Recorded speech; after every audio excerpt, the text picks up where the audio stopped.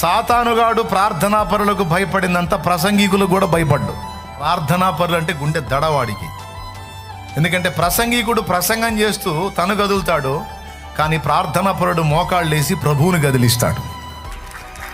మా కొరకు కూడా మీరు ప్రార్థన చేయాలి, ఆ విధంగా సాయం చేయాలి. మీరు ప్రార్థన చేసినందుననే ఆ తలంపులు ఇచ్చాడు.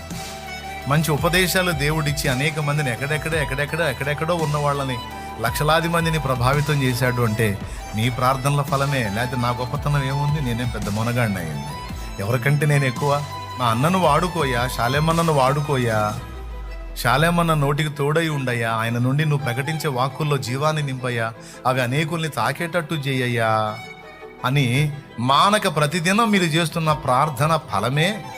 ఆ ఉపదేశం జీవసహితమే అనేకుల్ని తాగుతుందంటే అదే కారణం. ఒక పాట తాకిందంటే అదే కారణం. ఒక పాట కొన్ని ఆత్మహత్యలను ఆపిందంటే అదే కారణం.